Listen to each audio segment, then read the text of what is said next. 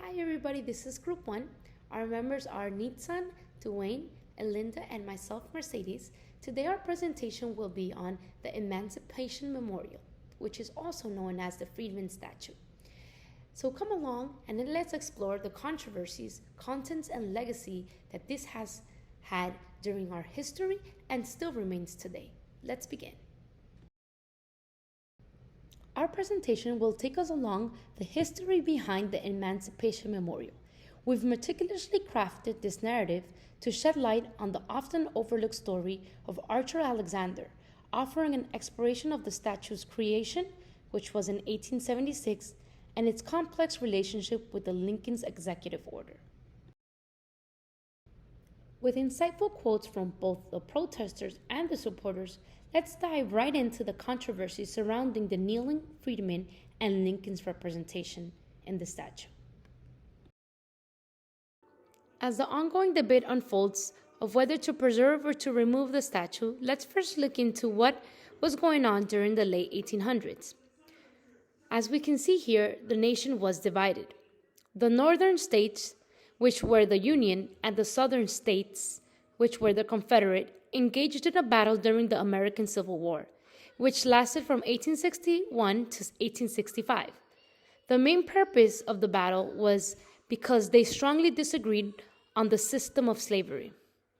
The Union won the battle, and as a result, the Union was maintained, and those who were slaves were freed. Emancipation Proclamation. As we can see here in the picture, our former president, Abraham Lincoln, and the Emancipation document on the left.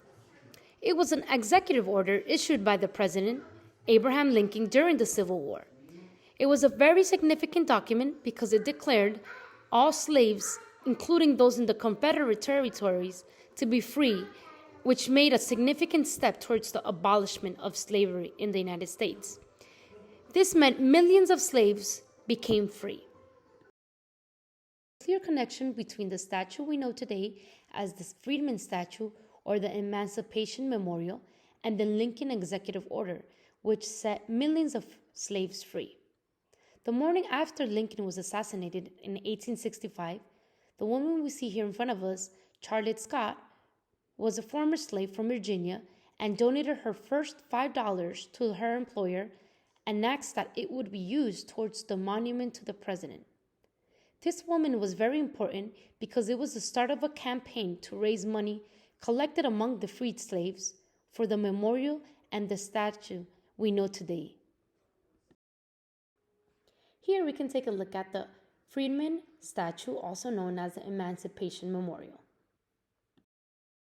Here on the right, we can take a look at the statue. It was unveiled in April 14, 1876 in the Lincoln Park, Washington, D.C. after the 11th anniversary of Lincoln's assassination. The Freedman Memorial was commissioned and funded by the Western Sanitation Commission. It was also designed by the sculptor Thomas Ball had created. Over $18,000 was funded from the freed slaves who had donated to pay for the memorial. During the ceremony, over 25,000 people attended. This included President Grant and their entire cabinet, the Chief Justice, and the members of Congress. This was a significant moment in history because it meant that the emancipation had freed millions of slaves. The statue was finally unveiled before a large gathering, which met with cheers, celebrations, and the singing of the attendees.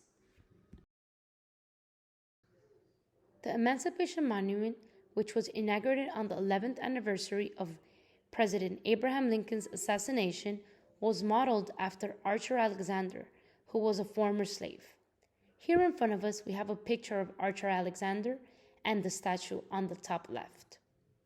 His narrative, which was frequently disregarded, amplifies complicity and resilience. Alexander turned an informant during the Civil War, putting his life at danger. He decided to run away from his owner in 1863. Alexander sought safety in St. Louis under the care and guidance of a white reformer, William Greenleaf Eliot, who worked for his freedom. The story mirrors Alexander's life through the light and the oppression of the complicity of African Americans living at that time.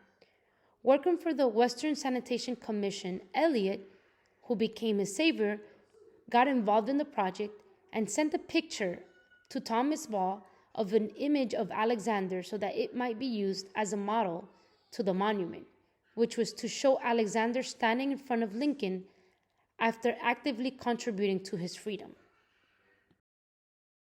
So let's take a look at the debates, the controversies, and the disagreements that the Freedman Statue has created. The Bronx statue that has created so much controversy was designed by sculptor Thomas Ball to depict former slave Archer Alexander, who represented many slaves at the time. On one side, we can see the former President Abraham Lincoln with the Emancipation Proclamation on his right hand, and on the other side, he is holding his left hand over the head of a liberated slave, kneeling at his feet, rising from the broken shackles on his wrists. The Emancipation Memorial sparks controversy due to the portrayal of a kneeling freed slave before Abraham Lincoln. Criticisms center on the perceived degradation and the impact on African Americans' perception, with debate on the submissive stance. The statue, to some, mirror a national discourse on racial justice. It debates lies on its symbolism of whether it represents subservience or liberation. In this slide, we have a picture of some of the protesters who wanted the statue removed from the park. On the left side, we have Marcus Goodwin, who ran for city council, and on the right side is Eleanor Northern, who served as a delegate of the United States House of Representatives. Goodwin launched a petition to have the memorial removed, which led Congresswoman Northern to announce she will bring legislation to remove the memorial before the House of Representatives. Here we see the two quotes. Goodwin believed that the meaning was degrading.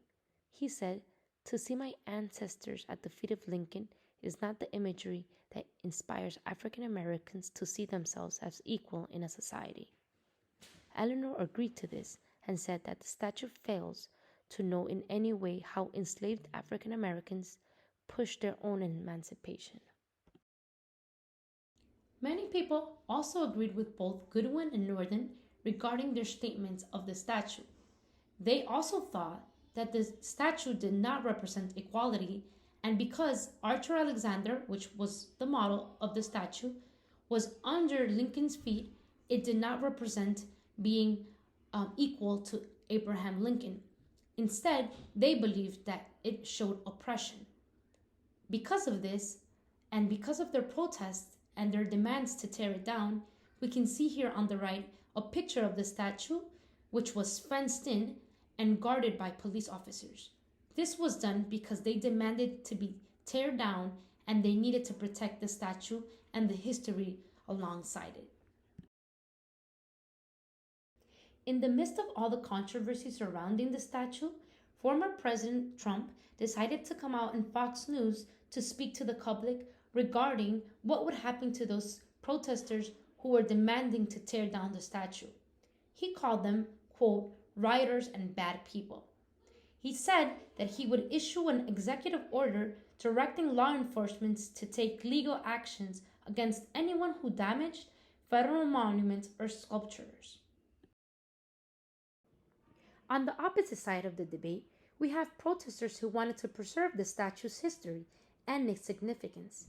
Here on the left side, we see Marcia E. Cole, who said that all those people or writers that wanted to tear down the statue were simply just misinformed of how history played a role.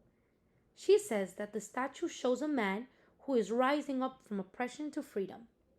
On the right side here, we see a quote that she said, "He is on one knee, clearly in the act of rising. He is seizing his own agency." Additionally opposing the statue's removal is David William Belite, professor of Yale of History, African American Studies, and American Studies. He believed that the achievements made by African Americans were highlighted by the statue and were demanding preservation. He said instead of demolishing this important landmark, he advocated for an inclusive approach to memorializing emancipation and suggested commissioning new artistic representation to depict the evolving tale of Black freedom. Today, we continue to see an ongoing debate surrounding the Emancipation Memorial and its discourse on historical monuments. In this slide here, we can take a look at what some of the thoughts were of those who believed in tearing down the statue or preserving it for history. Opponents argued that the statue perpetrates a radically intensive narrative and advocated for removal to ensure the public spaces are free of symbols that may be deemed offensive or degrading.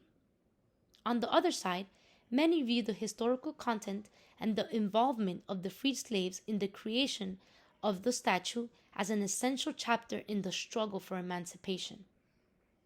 This large nationwide conversation emphasizes the tension between preserving historical integrity and acknowledging evolving society's values that shape our understanding of the past. Save art and save history. In this slide here, we can see how important community involvement in deciding public art is. Our voices are important and should be heard. The Emancipation Memorial, also known as the Freedman Statue, has a very big significance on the past and still continues today in the present. Some believe that the historical significance brings liberation, while others see it as servitude and oppression. Some support legal removal to museums, while others, like the Freedman neighborhood, demand immediate dismantling. The controversy continues on monuments and racial justice.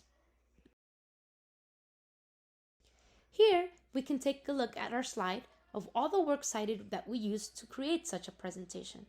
We hope you enjoy the presentation because it isn't just about history, it's a dynamic exploration of perspectives, controversies, and the evolving dialogue on our shared heritage. Thank you for watching.